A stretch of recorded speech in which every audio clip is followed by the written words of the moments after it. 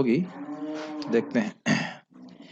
इदं ते न तपस्काय इदं ते न तपस्काय न भक्ताय कदाचन न भक्ताय कदाचन न चाशुश्रूषवे वाच्यं न चाशुश्रूषवे न वाच्यं च मां योऽभ्यसूयति न च मां योऽभिसूयति। इदं ते न तपस्काय इदं ते न तपस्काय न भक्ताय कदाचन न भक्ताय कदाचन न चाशुश्रूषवे वाच्यं न चाशुश्रूषवे वाच्यं न च मां योऽभ्यसूयति न च मां योऽभ्यसूयति। इदं ते न तपस्काय इदं ते न तपस्काय न भक्ताय कदाचन न भक्ताय कदाचन न चाशुश्रूषवे वाच्यं न चाशुश्रूषवे वाच्यं न च मां योऽभ्यसूयति। न च मां योऽभ्यसूयति। बोलिए। इदं ते न तपस्काय इदं ते न तपस्काय न भक्ताय कदाचन न भक्ताय कदाचन न चाशुश्रूषवे वाच्यं न चाशुश्रूषवे वाच्यं न च मां योऽभ्यसूयति। न च मां योऽभ्यसूयति। इदं ते का मतलब त्वया, तुम्हारे द्वारा, इदम यानी कि इस ज्ञान को, मन मना भव मद भक्त वाले ज्ञान को या सर्वधर्मान परित्यज्य वाले ज्ञान को, न तपस्काया, उनके लिए जिनके पास तपस्या नहीं है उनको नहीं बताना चाहिए। न अभक्ताया कदाचन, ना के बाद बड़ा लग रहा ना, ना भक ना प्लस अभक्ताय, तो ना भक्ताया। इसका अर्थ ये नहीं ना चाहिए कि भक्तों को कभी नहीं देना चाहिए, ना प्लस भक्ताय नहीं, ऐसा नहीं है। ना अभक्ताया, संधि जानते हो, ना अभक्ताया कदाचन, जो भगवान के भक्त नहीं है या जिनकी वक्ता में श्रद्धा नहीं है उनको नहीं देना चाहिए। ना चा शुश्रूषवे वाचम, जो सेवा नहीं करना चाहते हैं या सुनना नहीं चाहते हैं, दो अर्थ है इसका, सुनने की इच्छा नहीं रखते उनको भी नहीं बोलना चाहिए। न चमाम यो अभ्यसूयति, और यह मतलब जो व्यक्ति, यह दिखाई पड़ रहा है आपको उसमें, यह माम जो मुझसे, अभ्यसूयति जो मुझसे द्वेष करता है, मुझसे मतलब भगवान कृष्ण से द्वेष करता है, उनको एक सामान्य व्यक्ति मानता है, उसको ये ज्ञान नहीं देना चाहिए। तो देखना होगा कि जब हम प्रचार कर रहे हैं तो ऐसे लोगों को हमें ज्ञान ये नहीं देना है।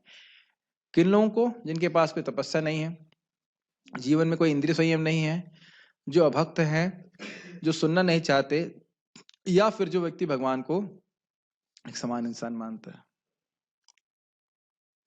तो आप कहेंगे प्रभु जी फिर प्रीचिंग किसको करेंगे? दुनिया में किसी के जीवन में तो देखते नहीं तपस्या है कुछ, और कैसे कह सकते हैं कि भक्त? देखिए, एक एक पॉइंट को समझ लेते हैं। भले ही तपस्या नहीं हो लेकिन फिर भी दिया जा सकता है ज्ञान। थोड़ा प्रसाद खिला दीजिए, या कुछ उसके जीवन में पहले तपस्या रही होगी, तभी अगर आप भगवत गीता का ज्ञान देंगे तो वो स्वीकार करता है।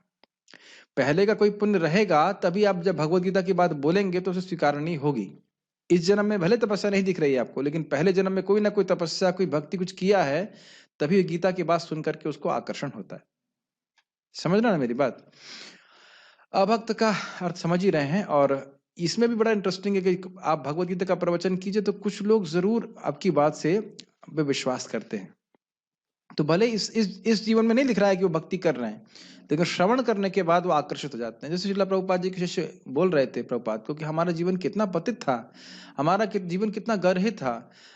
तो प्रभुपाद ने कहा वो सब एक्सटर्नल था, एक ऊपरी आवरण मात्र था, क्योंकि जैसे ही आपने भगवान के बारे में सुना आप भगवान के प्रति आकर्षित हो गए। तो ऐसा नहीं कि जो व्यक्ति कोई पापी है, क्योंकि भगवान ने पहले ही बोल दिया पापी हो तो भी मेरे की शरण में जा सकता है, तो पापी व्यक्ति भगवान की शरण में जा सकता है नहीं जा सकता, ऐसी बात नहीं है। लेकिन जिनके जीवन में कोई इंद्रिय संयम है ही नहीं, वह कैसे स्वीकार करेंगे?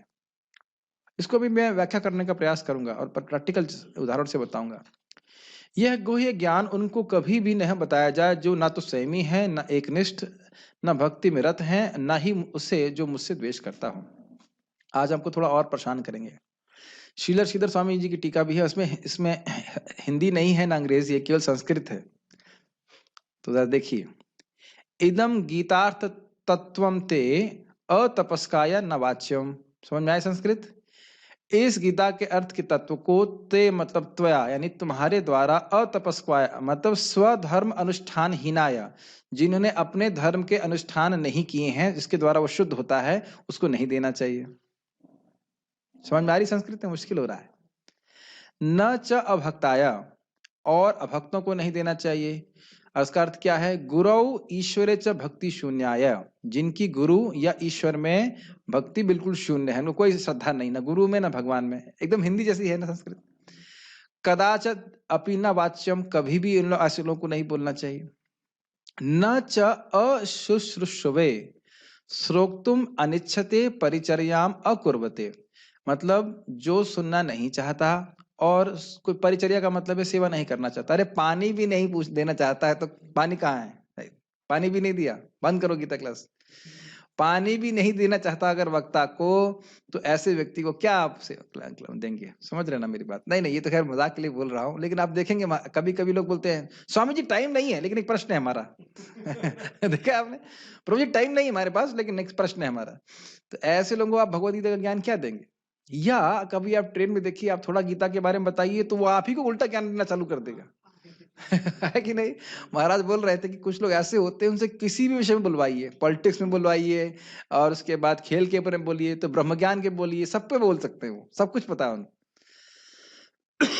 तो ऐसे लोग जो आपसे सुनना नहीं चाहते, अभी तो वो सोचते हैं कि साधु को हम ही सुना देंगे, तो ऐसे लोगों को भी भगवत गीता का ज्ञान नहीं देना चाहिए। इस संबंध में महाराज अपनी घटना बता रहे थे कि एक बार ट्रेन में जा रहे थे, तो कुछ लोग जो है भक्तों का जो है ना, महाराज के शिष्य थे, उसका बहुत मजाक बना रहे थे, ईश्वर ईश्वर कुछ नहीं है, ऐसा वैसा फलानी, बहुत बहुत खरा अनसंड बोल रहे थे। तो महाराज चुपचाप हरे कृष्ण मंत्र जप रहे थे। तो उन्होंने बोला कि अरे, शिष्यों ने बोला अगर आपको इतना ही प्रश्न करना है तो महाराज से क्यों नहीं पूछ लेते? तो उन्होंने कहा महाराज जी बोलते हैं, मतलब टॉन्ट मार रहे थे कि महाराज देख रहे हैं महाराज जप कर रहे हैं, लेकिन बोले महाराज जी बोलते भी हैं। तो महाराज एक हमारा प्रश्न है, कुछ बोलेंगे? महाराज फिर भी कुछ बोले, मैं तो बात भी नहीं करना चाह रहा था उनसे। फिर बहुत बोले तो बोले कि भाई, महाराज फिर गुस्सा हो गए, बोले कि देखो जहां कौवे काव काव कर रहे हो वहां पे हंस क्या बोलेगा? तो फिर तुरंत उससे बोला कोई भाई, देखो भाई कोई भाई नहीं बोलेगा, कोई भाई नहीं बोलेगा, सब शांत हुए। फिर महाराज समझाए कि देखिए मानव जीवन कितना बहुमूल्य है, आप उसको केवल व्यर्थ की बातों में वेस्ट कर रहे हैं। फिर समझाया। उससे पहले फिर महाराज ने कहा कि पहले कीर्तन करो, देखो। तो 5 मिनट सब भक्त ने कीर्तन किया, उसके बाद महाराज फिर उनको बात बोले। इसीलिए पहले हरे कृष्णा कीर्तन कराते हैं, तो जीवन में कुछ बुद्धि आती है उनके, कुछ शुद्ध होते हैं, तब वो भगवत गीता की बात समझ पाते। या भगवान का प्रसाद खिलाइए कई साल तक। जैसे मुझे बहुत हंसी आती है, गोपाल प्रभु हैं, खुद ही बता रहे थे, श्रील प्रभुपाद जी के शिष्य, मैंने पहले भी बताया है, बहुत मजेदार बात। प्रभुपाद जी प्रवचन कर रहे थे, तो हमें समझना चाहिए कि हम लोग शरीर नहीं है, नहीं तो हमें समझना चाहिए कि मैं शरीर नहीं हूं। तो वो सोच रहे थे अच्छा स्वामी जी शरीर नहीं है लेकिन हम लोग शरीर हैं। तब बताइए, ऐसे लोगों को ज्ञान देने से, प्रभुपाद ने फिर भी कर दिया, लेकिन भक्त का कृपा होने से तो सब कुछ समझ सकता है व्यक्ति। लेकिन ये बात है कि जो सुनना नहीं चाहता है, श्रोतुम अनिच्छते परिचर्याम अकुर्वते, सेवा नहीं करना चाहता है या सुनना नहीं चाहता, ऐसे व्यक्ति को भी हम नहीं ज्ञान नहीं देना चाहिए। माम परमेश्वरम यह अभ्यसूयति मनुष्य दृष्टिया दोष आरोपेण निंदति। समझ में आया? जो मुझ परमेश्वर से द्वेष करता है, मतलब सोचता है ये तो समान मनुष्य है, इस कारण से उनमें दोषारोपण करता है। ये तो यहाँ सही नहीं बोल रहे हैं, यहाँ ये गलती है, यहाँ इतना बोल रहे इसका यहाँ पे अर्थ ऐसा नहीं है, यहाँ पे ऐसा होना चाहिए। मतलब ये नहीं सोच रहा है कि भगवान ने बोला है, एकदम परफेक्ट ज्ञान है। तो जो इस प्रकार से भगवान में दोष देखता है, या कोई कहे कि नहीं भगवान नहीं बोल रहा है, अरे देखो तुम लोग क्या मूर्ख बनाया है, कृष्ण के पीछे भाग रहे हो, कृष्ण के अंदर एक ब्रह्म बैठा हुआ है, वो बुलवा रहा है, या शिव बाबा बैठे हुए हैं, ये बाबा बैठे हैं, वो बाबा बैठे हैं। तो इस तरह की बात करने वाले लोगों को भ्रमित करते हैं, तो ये इनका भगवान से द्वेष है। मुझे कोई तो बता रहा था व्यक्ति कि उनके पास में कोई पंडित जी हैं, वो कहते हैं कृष्ण भगवान नहीं है। कितने आश्चर्य की बात है। और ये तो मैंने आंखों से देखा था। मैं प्रवचन कर रहा था एक जगह, अपने रिश्तेदार के घर में गए थे, हम लोग कार्यक्रम कर रहे थे, और एक पंडित जी आए थे, वो बोले गीता से भी ऊपर कुछ है। मैंने कहा आपने क्या भगवत गीता पढ़ी है? हाँ हमने पढ़ी। हमने कहा भगवान बोल रहे हैं कि इससे परे कोई ज्ञान नहीं है, ये है ना, यही तो बोला भगवान ने भी, सबसे परम गुह्य ज्ञान तुमको दे रहा हूं, और आप बोलो भगवत गीता से परे भी कुछ है। शंकराचार्य जी बोल रहे हैं इससे परे कोई ज्ञान नहीं है, और आप बोल रहे हो कि इससे परे कुछ है। तो ये सब बातें बहुत शोचनीय है कि इस प्रकार से लोग जो है भगवान से द्वेष करते हैं। और आप जानते हो कि जो लोग भगवान से द्वेष करते हैं, उनको सामान्य व्यक्ति मानते हैं, उन्हें कुछ भी प्राप्त नहीं होता। मोघाशा मोघ कर्माणा मोघ ज्ञान विचेतसः, ना उनको मुक्ति मिलती है, ना स्वर्ग प्राप्ति होती है, और ना वैकुंठ की प्राप्ति। किसी कोई कुछ नहीं मिल सकता ऐसे व्यक्ति को। तो कृष्ण से अगर ऐसे व्यक्ति मतलब क्या कहते हैं उसको सूया कर रहा है, सूया मतलब है कि द्वेष कर रहा है, तो ऐसे व्यक्ति को भी भगवत गीता का ज्ञान नहीं देना चाहिए। पापी व्यक्ति को देना चाहिए। पापी व्यक्ति स्वीकार कर सकता है अगर वह भक्तों के मार्गदर्शन में भक्ति करने के लिए इच्छुक है। ठीक है, गीता भूषण टीका। हाँ पांडे जी, किसको नहीं देना चाहिए ज्ञान? किसको ज्ञान नहीं देना चाहिए गीता का? हाँ देखो प्रभु जी ने इसीलिए लेट आते हैं ना, तो पहले से पता है कि क्या बोलने वाले हैं। ठीक है कोई बात नहीं, पहले से पता है। गीता भूषण टीका। पहले से देखो ये भगवत गीता का ज्ञान तो जीव भूत के लिए, ब्रह्म भूत के लिए तो है ना, वो तो पहले से ही है। चलो ठीक है, खैर उनकी कोई सेवा थी। गीता भूषण टीका। इस श्लोक में भगवान ये आज्ञा दे रहे हैं कि भगवत गीता के शिक्षा जिसे उन्होंने स्वयं ही दिया है, उसे योग्य व्यक्ति को ही देना चाहिए, अयोग्य व्यक्ति को नहीं। देखिए एक इंटरेस्टिंग बात है, पिछले श्लोक में हमने देख लिया था कि भगवान की सेवा ही व्यक्ति को भगवान की सेवा के योग्य बना देती है। हमें भक्ति के अलावा और कुछ स्वीकार करने की जरूरत नहीं है। लेकिन जो व्यक्ति भक्ति स्वीकार ही नहीं करना चाहता, उसको भक्ति के बारे में बताने से कोई फायदा नहीं है। क्या दोनों बातों को आप सामंजस्य बिठा पा रहे? Are able to reconcile the apparent contradiction? अगर कोई व्यक्ति अयोग्य है तो उसको नहीं बताना चाहिए, लेकिन हमने यहां देखा कि पिछले श्लोक में ये देखा कि अयोग्यता को अयोग्य व्यक्ति में योग्यता भक्ति ही क्रिएट कर देती है। तो दिक्कत क्या है? कौन सी अयोग्यता के बारे में बात कर रहे हैं? जो भक्ति स्वीकार ही नहीं करना चाहता। Does it make sense? इसीलिए जो मध्यम अधिकारी है वह उन लोगों को प्रीचिंग नहीं करते हैं जो भक्ति स्वीकार ही नहीं करना चाहते। उनसे द्वेष नहीं करते, लेकिन प्रीचिंग नहीं करते।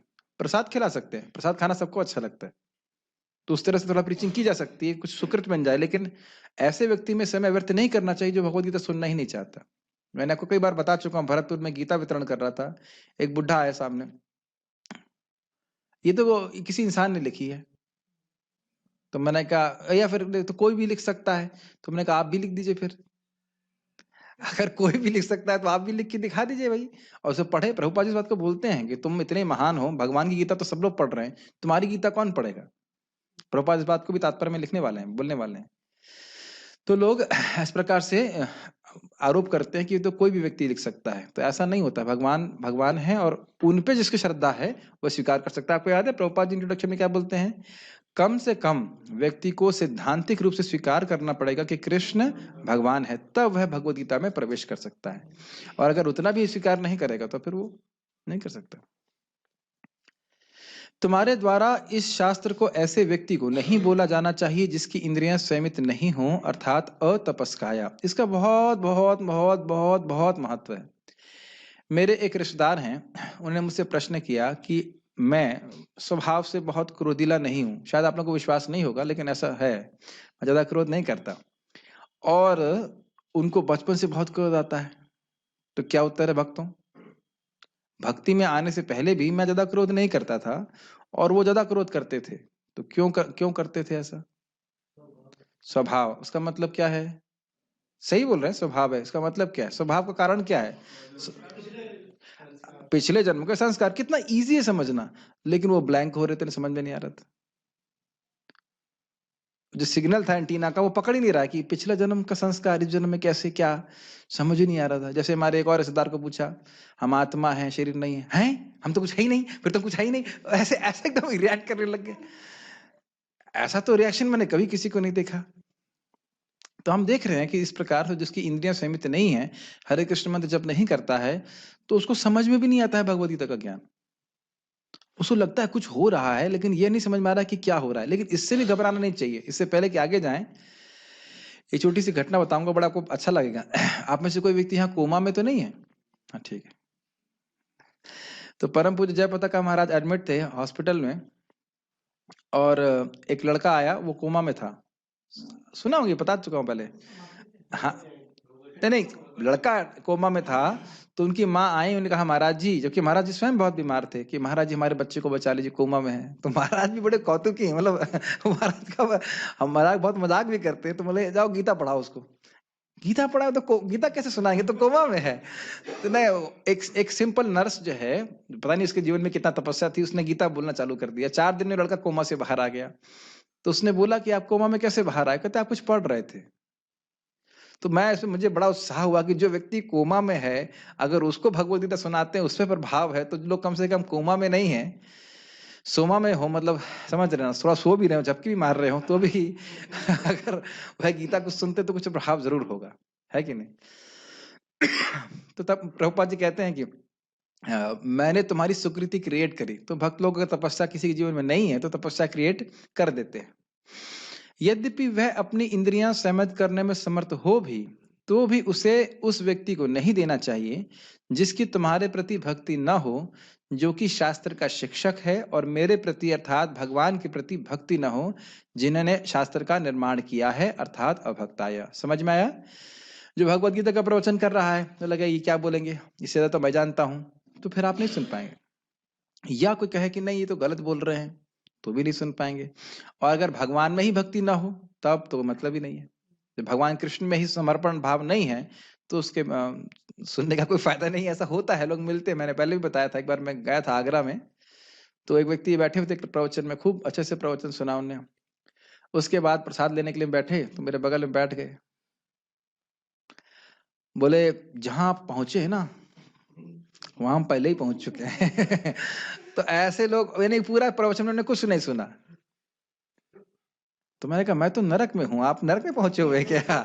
मैंने कहा कोई बात नहीं, इनको आप पूड़ी खिलाइए, इनके तो अभी समझ में नहीं आएगी। इस प्रकार की भावना है अगर, तो हम नहीं समझ पाएंगे, ठीक है ना? हमें दिक्कत यह है, जगत में प्राय लोग खाली गिलास की तरह हैं। वो गिलास दीजिए, 1 मिनट, उससे पानी तो नहीं है? हाँ, ऐसे ही सेवा करना चाहिए, खाली गिलास देना चाहिए, वक्ता को पानी नहीं देना चाहिए। तो अब ये गिलास मैं स्क्रीन पे भी दिखा रहा हूँ, ये ऐसे भी खाली है और ऐसे भी खाली है। ऐसे भरा हुआ है, देखो, नहीं है ना? ऐसे भी खाली है और ऐसे भी खाली है। तो जो व्यक्ति ऐसा है, उसको आप दे सकते हैं। समझ में आ रहा है कि मैं स्वीकार कर रहा है मैं खाली हूं, मुझे बताइए। अगर कोई ऐसा है तो आप उसको नहीं दे सकते, खाली है लेकिन समझ रहा है कि मैं तो बहुत जानता हूं, देखिए पूरा भरा हुआ है। समझ में आ गया? तो इस प्रकार से आपने देखना है। बहुत अच्छा प्रचार का एक सूत्र है पुणे वालों का, do not try to create interest, try to catch interested people. ये बहुत अच्छा चलता है। कभी कभी सोचते हैं नहीं, इसको तो भक्त बना के मानूंगा मैं इतना बड़ा प्रचारक हूँ, लेकिन वो आपसे भक्त नहीं बनेगा, हो सकता है दूसरे से बन जाए। इस अहंकार में नहीं रहने से। जो लोग भगवान के बारे में सुनना चाहते हैं, उसमें एनर्जी लगाइए। और ये किताब वितरण में भी होता है, ये सूत्र बताया गया था, जो व्यक्ति आपके संग आधे घंटे बात कर रहा है, वो गीता नहीं लेगा। उसे कोई टाइम पास करने के लिए चाहिए।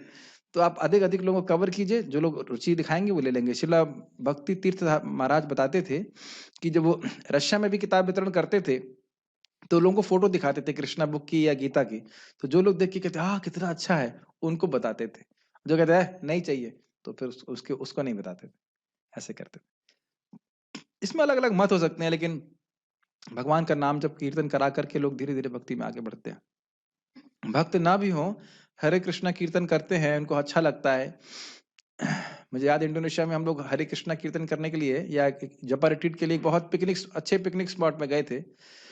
तो हम वहाँ के भक्त तो गाते बहुत अच्छे, बहुत सुंदर गाते हैं, मृदंग बजाना और मतलब गायन बहुत सुंदर है, और साउंड सिस्टम लगा के गा रहे थे। तो एक व्यक्ति सिगरेट पी रहा था और देख रहा था ये क्या कर रहे हैं। तो भले ही कोई शरणागति नहीं है, लेकिन उसने नोटिस किया हरे कृष्ण मंत्र, उसने अप्रिशिएट किया, वो आगे जाकर के भक्त बनेगा।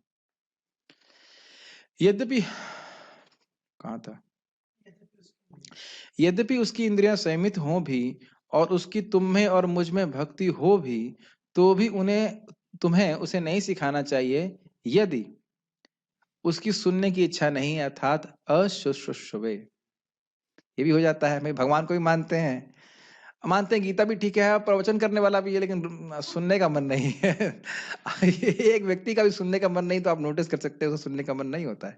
ये मेरा अनुभव है। एक बार हम लोग, एक नाम नहीं रखूंगा कहाँ गए थे, लेकिन एक संस्था में उनको बुलाया करते थे कि वहाँ के सब वर्कर्स को क्लास देनी है, और समझ में आता था कि वहाँ पे किस लिए बैठे हुए हैं, क्योंकि सैलरी कट जाएगी। तो एकदम मुँह से कुछ वचन ही नहीं निकलता। ये मेरा अनुभव है। एक बार एक और जगह हम लोग को बुलाया गया, वहाँ व्यक्ति कोई मर गए थे, उनकी 13वीं होती है ना, क्या होता है? आप पता नहीं गए थे मेरे साथ में? मुझे पता नहीं।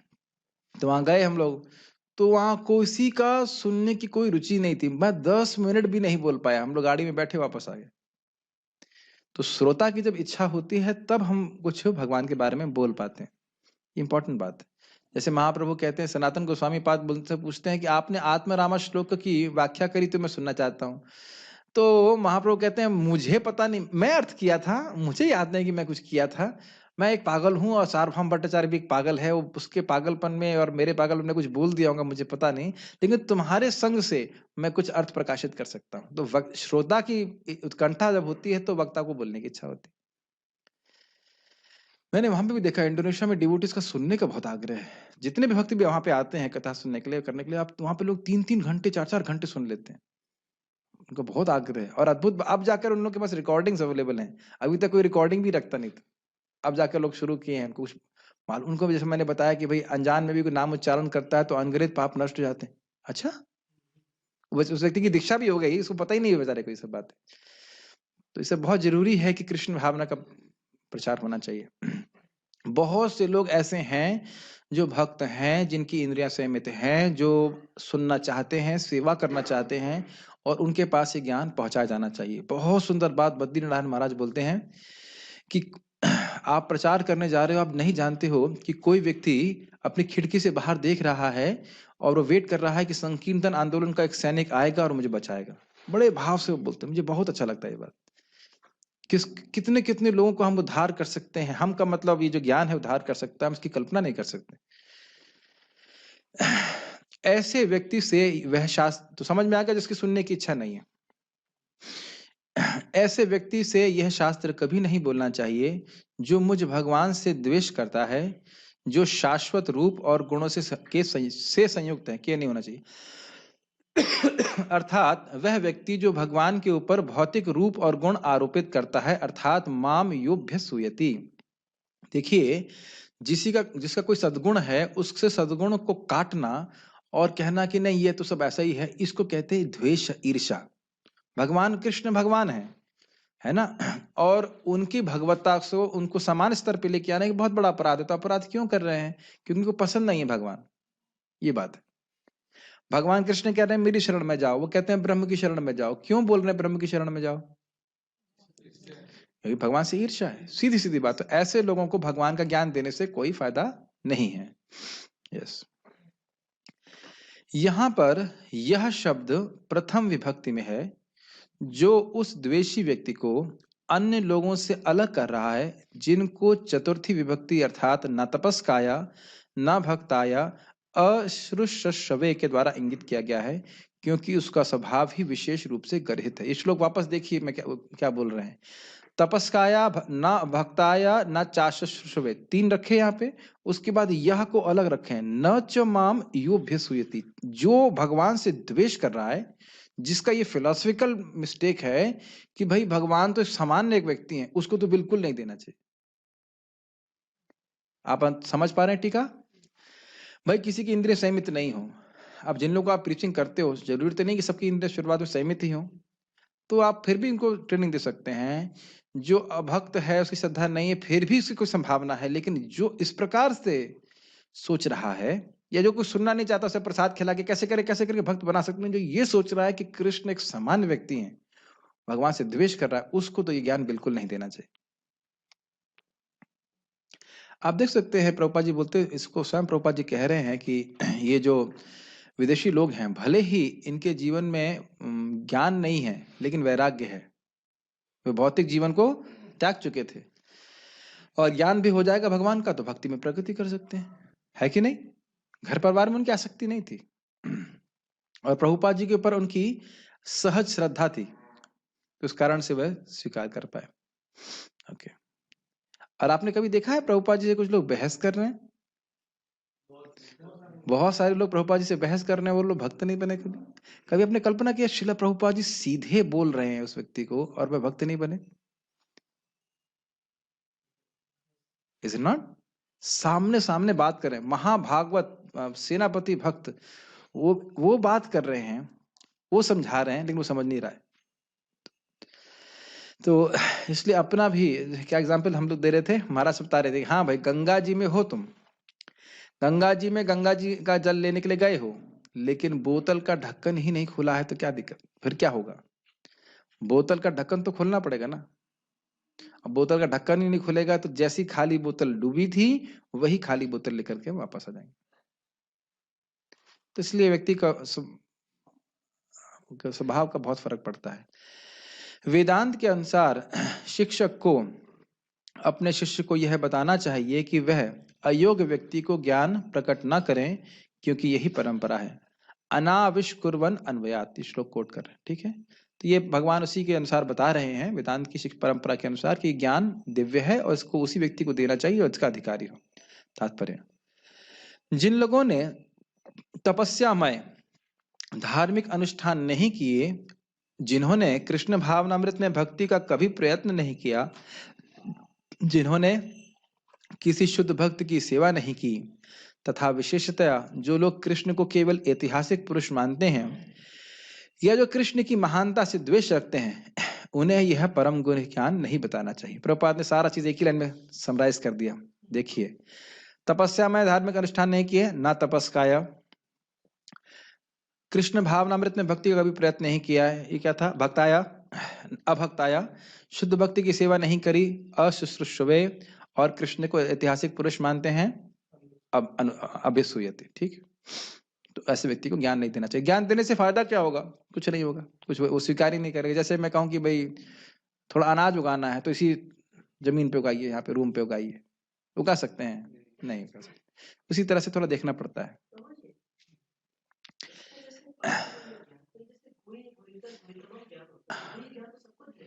गुह्य ज्ञान है आत्मा का ज्ञान, गुह्यतर ज्ञान है परमात्मा का ज्ञान, और गुह्यतम ज्ञान है भगवान का ज्ञान।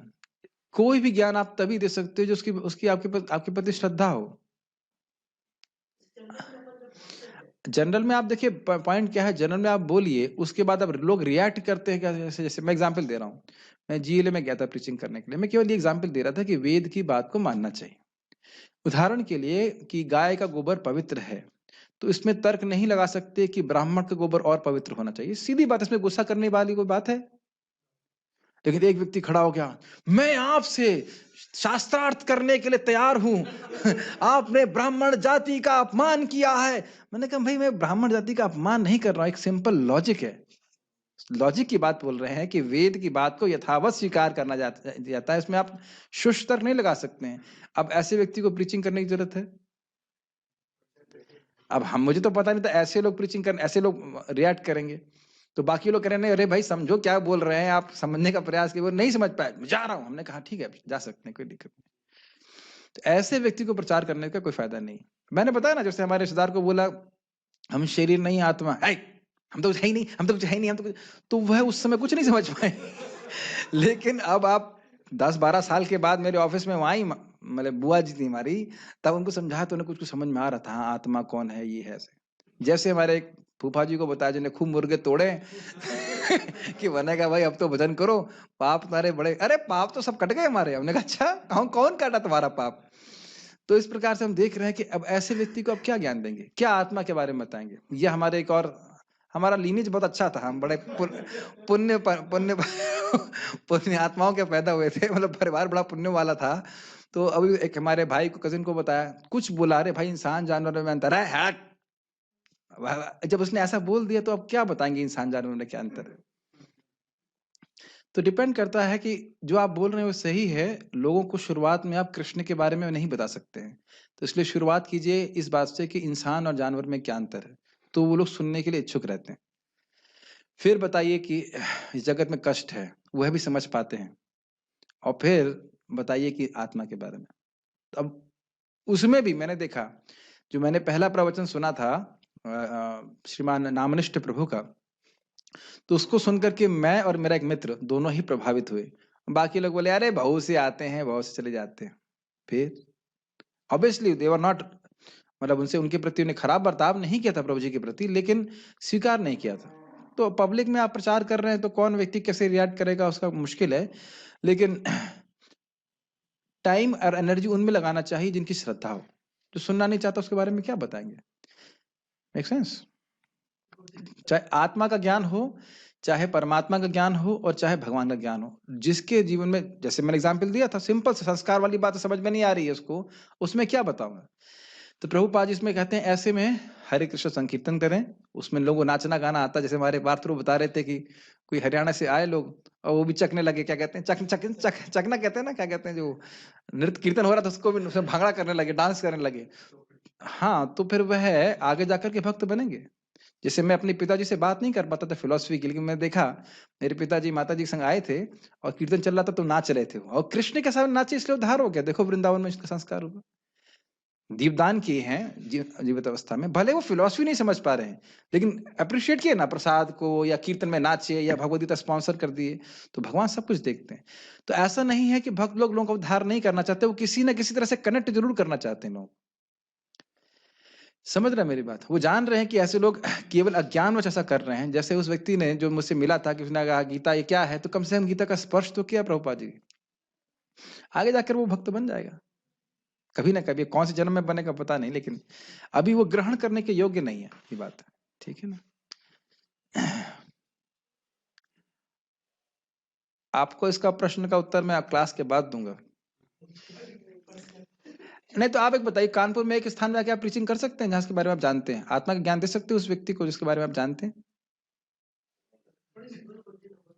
हाँ, अब समझ में आ गया? समझ रहे ना मैं क्या बोल रहा हूँ? समझ गया मैं क्या कह रहा हूँ? समझ रहे? अच्छा चलिए एक और बात, ये आप शास्त्र से देख लीजिए। जब चित्रकेतु महाराज बच्चा बच्चा चाहिए, बच्चा चाहिए, बच्चा चाहिए, बच्चा चाहिए रो रहे थे, परेशान थे, तब अंगिरी ऋषि आकर के क्यों शिक्षा नहीं दी है? आपको खुद ही बोले ना कि तुम्हारा मन अब उसमें बिल्कुल भोगों में पड़ा हुआ था, इस कारण से तुमको मैं नहीं दिया शिक्षा। तो ये देखना पड़ता है कि कब हम शिक्षा दे सकते हैं, कब नहीं दे पाएंगे।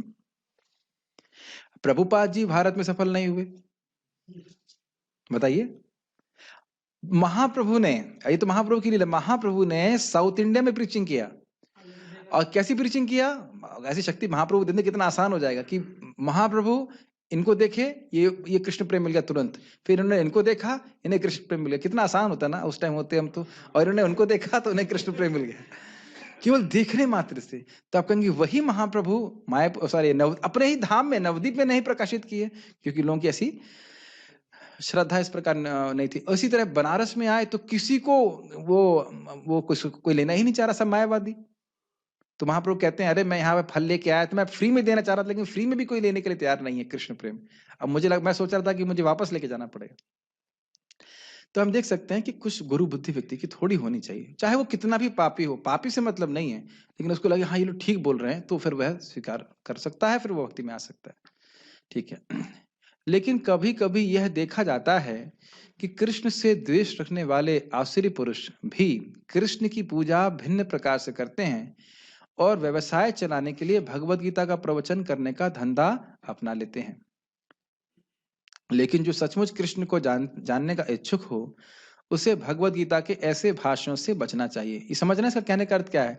कहेंगे कि ये मेरी गीता, तो लेगा नहीं कोई, इसलिए बोलेंगे भगवत गीता, उसके आगे कुछ और अपना जोड़ देंगे या कुछ भी जोड़ देंगे, तो लोग भगवत गीता पे विश्वास है इसलिए खरीदेंगे, इसलिए पैसा प्राप्त होगा, ऐसा वो करते हैं और अंट संट भाष्य है प्रस्तुत करते हैं। प्रभुपाद इसको बोलते हैं एक जगह अन्यथा कि देख लीजिए ना, एक भी व्यक्ति भक्त नहीं बना। कितनी सारी टीकाएं हैं, लेकिन एक भी व्यक्ति भक्त नहीं बना। लेकिन प्रभुपाद जी की भगवत गीता पढ़ के कितने सारे लोग भगवान के भक्त बन रहे हैं। एक बार हम लखनऊ में गीता वितरण करके आए, बाद में एक व्यक्ति फोन किया, मैंने गीता का 8वां अध्याय पढ़ा है और मैं समझ गया हूं कि हरे कृष्ण मंत्र करना है, हरे कृष्ण चुना चुना। वाह, सही, आप सही समझ गए एकदम, बिना किसी प्रीचिंग के प्रभुपाद की पुस्तक पढ़ी और हरे कृष्ण मंत्र समझ गए। प्रभुपाद जी 8वें अध्याय में मैं समझता हूँ सबसे अधिक हरे कृष्ण मंत्र बोलते हैं, 3-4 बार या 5 बार तो पूरा महामंत्र उसमें लिखते हैं। ठीक है। वास्तव में कामी लोग भगवत गीता के प्रयोजन को नहीं समझ पाते। यदि कोई कामी भी ना हो और वैदिक शास्त्रों द्वारा आदिष्ट नियमों का दृढ़ता पूर्वक पालन करता हो, लेकिन यदि वह भक्त नहीं है तो वह कृष्ण को नहीं समझ सकता। और ये समझ नहीं सकता, और अगर समझाने वाला भी अगर अभक्त हो, फिर टीचर भी अभक्त हो तो फिर क्या होगा? तो बिल्कुल ही नहीं समझ सकता। और यदि वह अपने को कृष्ण भक्त बताता है, लेकिन कृष्ण भावना भावित कार्यकलापों में रत नहीं रहता, तब भी वह कृष्ण को नहीं समझ पाता। ये लाइन समझ में आई? भक्त हम बोल रहे हैं भक्त हैं, लेकिन अब जप कितना कर रहे हैं, भक्ति कर रहे हैं कि नहीं, वाकई भक्ति में प्रवृत्त हो रहा है, तब भगवत गीता समझ में आती है। अब देखिए, ऐसा मैं कुछ बोलूंगा तो मैं नेगेटिव बात लगेगी, लेकिन देखिए केवल नंबर प्राप्त कर लेने से भगवत गीता समझ में नहीं आती है। भगवत गीता का टेस्ट दे दिया, इतने नंबर आ गए, इससे कुछ समझ में नहीं आता है भगवत गीता। ठीक है, उसका फायदा है, पढ़ना चाहिए, लेकिन नंबर से काम नहीं चलेगा। एक एक श्लोक पे विचार करके, छोटा सा बात, आपूर्यमाणम अचल प्रतिष्ठम समुद्रमापः प्रविशन्ति यद्वत् तद्वत् कामयम प्रविशन्ति सर्वे सशांतम आपनोति न काम कामी। ये श्लोक सुने होंगे। बहुत सारी इच्छाएं आ रही हैं, लेकिन जिसकी स्थिति, इसकी प्रज्ञा स्थित है, वह उस पर कार्य नहीं करता है। ये केवल लिख देने से नहीं चलेगा, ये करने से होएगा। भक्ति कर रहे हैं, भोग की इच्छा आ रही है, लेकिन फिर भी उन पर ना कार्य करके भगवान की भक्ति में लगे, तब गीता समझ में आई। समझ पा रहे हैं ये बात? तब गीता समझ में आई। ये बहुत इंपॉर्टेंट बात है। अन्याभिलाषी तो सुनना हम सीख ले, बहुत अच्छी बात है, लेकिन करना है उसको, करने के लिए बोला जा रहा है, केवल लिखने के लिए नहीं बोला जा रहा है। मैं समझ रहे ना मेरी बात? तो ये बहुत इंपॉर्टेंट है कि भगवान की भक्ति करने से व्यक्ति फिर आगे प्रगति करता है, तब समझ पाता है। क्या वो? सवेद धातुम पदवीम परस्या तुरंत वीर्यस्य रथांग पाणे यो माययानु यो माया संततयानुवृत्त्या भजेत तत्पाद सरोज गंधम। भगवान को समझना इतनी आसान बात नहीं। सवेद वह जान पाता है, सवेद धातुम उस विधाता की, पदवीम परस्य जिनकी पदवी, जिनकी जो पदवी है वो तीनों के लोग के ऊपर है, दुरंत वीर्य जिनके वीर को, इनकी शक्ति को समझना बहुत मुश्किल है, रथांग पाणे जिनके हाथ में चक्र रहता है, ऐसे भगवान को कौन समझ सकता है? यह अमाया जो बिना कपट के भगवान का भजन कर रहा है। 16 माला कर रहा है तो 16 माला कर रहा है, केवल दीक्षा का स्टैंप लेने के लिए नहीं। समझ रहे ना मेरी बात?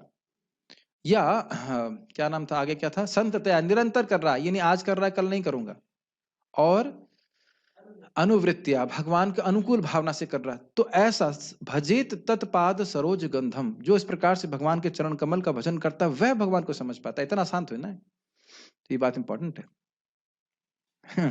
महाराज एक बार कटाक्ष कर रहे थे, कोई व्यक्ति नया आया है, एकदम नया माला झोली पकड़ा है, वो सीनियर भक्तों को बोलने लग जाए, अरे ये तो ऐसा नहीं करते हैं, तो वैसा नहीं करते। अरे भाई, तुम्हारी माला अभी घिसी भी नहीं है।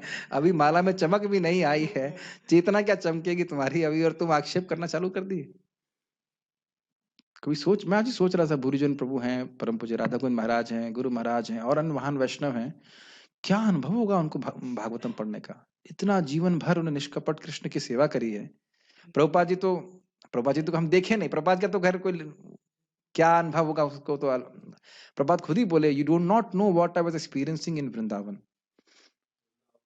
क्या अनुभव मुझे वृंदावन में प्राप्त हो रहे थे, तुम लोग कल्पना नहीं कर सकते। श्रील रूप गोस्वामी से साक्षात बात कर रहे थे प्रभुपाद जी। तो ऐसे भक्तों को क्या अनुभव हो रहा होगा हम समझ नहीं सकते। तो इन लोगों का हमको संग प्राप्त हो रहा है, इनके प्रवचन सुनने को मिल रहे हैं, प्रभुपाद जी के हमें तात्पर्य सुनने को मिल रहे हैं, श्रील बलदेव विद्याभूषण जी के तात्पर्य हमको मिल रहे हैं। तो ये बहुत बड़ा भाग्य हमारे पास, तो इनसे हम सुन करके समझ पाएंगे। ऐसे बहुत से लोग हैं जो भगवान से इसलिए द्वेष रखते हैं क्योंकि उन्होंने भगवत गीता में कहा है कि वे परम हैं और कोई ना तो उनसे बढ़कर ना उनके समान है। इसमें मुझे हंसी आ रही थी। एक बार भरतपुर में एक माता जी बता रही थी, वो 3 साल प्रवचन सुनी गीता का, एक चीज उनको बहुत खराब लगी। प्रभु जी प्रवचन तो बहुत अच्छा करते हैं, लेकिन एक बहुत खराब बात लगती है कि कृष्ण को ही भगवान क्यों कहते हैं। हमने कहा माता जी धन्य है आप, सारी जो फिलॉसफी का रूट है वही आपने जड़ से काट दिया। 3 साल फिर सुना क्या आपने? उनको यही खराब लग रहा है कि कृष्ण को भगवान क्यों कह रहे हैं। कहते ना रामायण बीत गई, पूछे सीता कौन, राम कौन, रावण कौन, कुछ पता नहीं। एक बार तारी महाराज इसी बात में बोल रहे थे कि मैं कहीं वो गए कहीं राम कथा करने के लिए, पूरा कथा हो गई, उसके बाद कोई कुछ तो अजीब सा प्रश्न किया कोई व्यक्ति कि रावण कौन था, तो मान लो रावण मैं हूँ जो यहाँ पे प्रवचन करने के लिए आया, मैं हूँ रावण जो प्रवचन करने आया। तुम लोग एक हफ्ते से प्रवचन कर रहा हूँ, कुछ भी समझ नहीं पाए। ऐसे श्रोता होते हैं। तो खैर, इस प्रकार से जिसका भगवान में द्वेष है, इस प्रकार से कृष्ण को भगवान नहीं स्वीकार करता। या पता है लोग क्या बोलते हैं, भगवान अच्छे थे, अवतार अच्छा हुआ उनका, वो गोपियों के संग रह के बिगड़ गए थोड़ा। कन्विंस है लोग ऐसा, गोपियों का संग किया वो बिगड़ गया उसके बाद। या कुछ लोग कहते हैं नहीं, वो ये जो गीता वाले कृष्ण ना ये बहुत अच्छे हैं, लेकिन ये जो वृंदावन वाले कृष्ण ये अच्छे नहीं है। तो इस प्रकार की धारणा करते हैं, सब गलत है। वही कृष्ण है। ऐसे बहुत से व्यक्ति हैं जो कृष्ण से द्वेष रखते हैं। ऐसे लोगों को भगवत गीता नहीं सुनाना चाहिए, क्योंकि वे उसे समझ नहीं पाते। ये भी हमारा अनुभव है। प्रभुपाद जी का एक पुस्तक है साइंस ऑफ सेल्फ रियलाइजेशन, वो हमारे बुक्स बस पार्टी से एक व्यक्ति ने खरीदा। उसने कहा मैंने हर सिद्धांत का खंडन किया है, मैंने किताब इसीलिए खरीद ली है कि इसका भी मैं खंडन करूं। मैंने कहा एक अच्छी बात है, कम से कम पढ़ेगा उसको।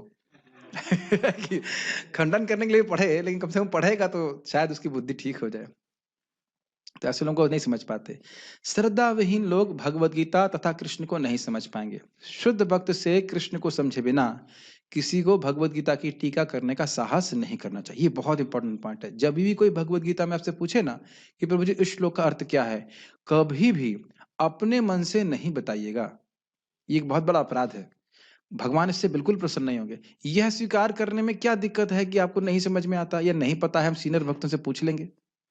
आप अगर याद हो कि नहीं, माधुर्य कादम्बनी का प्रवचन आज मैं सुन रहा था महाराज जी का, तो महाराज बोले हम आप लोग के साथ ही पढ़ रहे हैं, इसमें कोई दिक्कत तो नहीं है ना। और ऐसा नहीं कि हमको सब कुछ समझ में आया, लेकिन जितना समझ में आया उसको समझाएंगे, आपको अच्छा लगेगा। जो चीज नहीं समझ में आई उसमें स्पेकुलेशन की जरूरत नहीं है, ठीक है। क्योंकि व्यक्ति एकदम आप पे विश्वास करके कर रहा है, गलत चला जाएगा। बोल दीजिए नहीं पता, हम आगे देख के बता देंगे, ठीक है। तो जैसा आचार्यों ने बताया वैसे ही हमें बताना चाहिए। ओके, तो यहाँ रुक जाते हैं। किसी का कोई प्रश्न है? 15 कमेंट्स। ओके, कोई प्रश्न है?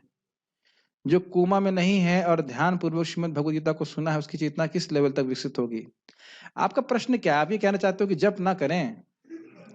मुझे पता नहीं, बार बार वही प्रश्न घूम के आ रहा है कि 16 माला जप ना करना पड़े, भगवत गीता सुने। देखिए, भगवत गीता सुनना बहुत जरूरी है। भक्ति की जो रेल है वह क्या है, 2 पटरी पे चलती है, दिव्य ज्ञान और दिव्य नाम। तो भगवान के भगवत गीता से भी भगवान के धाम जा सकते हैं, इसमें कोई दिक्कत नहीं है। लेकिन आज मैं इसी पे विचार कर रहा था, आपने यही प्रभु जी ने प्रश्न किया था, दीपदान से जब भगवत प्राप्ति हो सकती है तो जप करने की क्या जरूरत है? अरे भाई, भक्त क्या सेवा से संतुष्ट हो जाते हैं? अगर कर्णामृत प्रभु ने सुबह ब्रेकफास्ट बना लिया तो ये फिर दोपहर में क्यों बनाते हैं? अरे भूख आपको लगती है ना, तो और कोई भी बना लेगा, ये क्यों करते हैं? आपको भूख लगती है, अपने आप बनाओ। क्योंकि सेवा की इच्छा होती है, सेवा का पुरस्कार ही सेवा है। समझ रहे ना मेरी बात? फिर तो और दूसरा बात ये है कि एक चीज भक्ति में महत्वपूर्ण, इसका मतलब ये नहीं दूसरी चीज महत्वपूर्ण नहीं है। जप करना महत्वपूर्ण, इसका मतलब ये नहीं कि गीता पढ़ना महत्वपूर्ण नहीं है या प्रसाद खाना महत्वपूर्ण नहीं है। पूरा प्रोसेस करना चाहिए। भगवत गीता को सुनने से भगवान की प्राप्ति होगी, इसमें कोई डाउट ही नहीं है। लेकिन इसका अर्थ ये नहीं कि हम हरे कृष्ण मंत्र जप नहीं करें या श्रीमद् भागवतम को नहीं पढ़ें या भगवान की सेवा नहीं करें।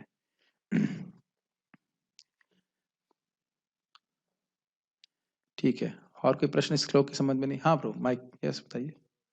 प्रभु जी, व्यक्तिगत रूप से कृष्ण कथा करने से, मतलब कृष्ण के बारे में चर्चा करने से मुझे सुरक्षा का अनुभव होता है। लेकिन अगर कोई अश्रद्धालु, पता नहीं, प्रचार वो बाहर जाते हैं, हॉस्पिटल में गए, किधर भी गए, लोगों से बातचीत करना पड़ता है, तो सुरक्षा का अनुभव होता है।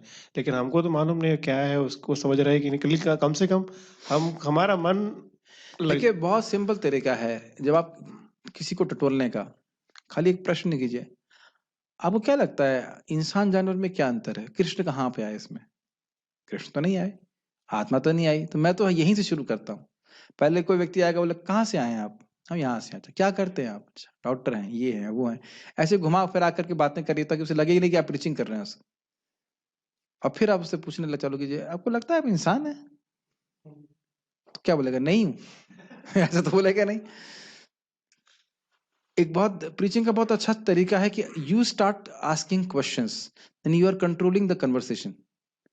आप प्रश्न करते चले जाइए। क्या लगता है कोई इंसान है? आप खाते हैं? हाँ, हम खाते हैं। जानवर भी खाता है। इस प्रकार से आप प्रश्न करें कि विचार यहाँ लोग बिल्कुल आसानी से ग्रहण कर लेते हैं इस बात को। इंसान जानवर का अंतर, जगत में दुख, उसके बाद आत्मा के बारे में बताइए और फिर कैसे सुख हम प्राप्त कर सकते हैं। यहाँ तक कोई झगड़ा नहीं करता है। उसके बाद फिर आगे बातें होती हैं कृष्ण और ये और सब, तो उसके बाद में उसको कृष्ण के बारे में प्रश्न ही मत करने दीजिए, क्योंकि वो समझ नहीं पाएगा आपकी बात। वो गीता पे वैसी श्रद्धा नहीं रखा है जैसे आप रखे हैं। तो इस प्रकार से धीरे-धीरे प्रीचिंग करेंगे तो फिर हम समझ पाएँगे और समझ पाएँगे कौन व्यक्ति क्या चाहता है। हमारे अनुपम कृष्ण प्रभु बोलते हैं नीड क्रिएट करना चाहिए। और बहुत अच्छी बात है। आप एक बार मैं किसी को समझा रहा था आत्म साक्षात्कार के बारे में, तो कुछ समझ में नहीं आया। हरे कृष्णा करने से क्या फ़ायदा होता है? मन शांत रहता है, मन शांत रहता है। ठीक है, चलो मन शांत करने के लिए करो। उसकी नीड क्या है? ये बहुत ट्रिकी चीज़ है कि उसकी नीड क्या है? आप देखिए नारद जी हर व्यक्ति को अलग तरह से प्रीचिंग कर रहे हैं। मृगारी को अलग तरह से कर रहे हैं, प्राचीन परिषद को अलग तरह से कर रहे हैं, प्रचेताओं को कर रहे थे ना? नहीं, प्रचेताओं को नहीं, हर्याश्वास को करिए, शलवास को अलग तरह से करिए, हर्याश्वास को अलग तरह से करिए, सबको अलग-अलग तरह से प्रीचिंग कर रहे हैं। प्रीचिंग स्टेरियोटाइपिकल नहीं होती। तो हर व्यक्ति धीरे-धीरे हम प्रीचिंग करते हैं और दूसरा क्या है, हमारे हृदय में अगर वाक़ई इच्छा है कि ये व्यक्ति भक्त बन जाए, ये प्रबल इच्छा हमारे हृदय में होनी चाहिए, इसका इससे उसका परम कल्याण होगा। तो भगवान हमको बुद्धि देते हैं कि हमें क्या बोलना होता है। आप सब लोग वो उस कहानी को जानते हैं ना, जो महाराज उस मुसलमान से मिले थे? यस, तो उसका भी समय नहीं हमारे पास बताने के लिए, लेकिन वो बहुत अच्छी कथा है। ठीक है, तो यहाँ रुकते हैं। हाँ, अरे प्रश्न है आपका? ओह माखन है, ठीक, ठीक, प्रसाद है। हमने कहा प्रश्न तो आप कभी लेके नहीं आते। ठीक है, श्रीमद् भगवद गीता की जय। श्रील प्रभु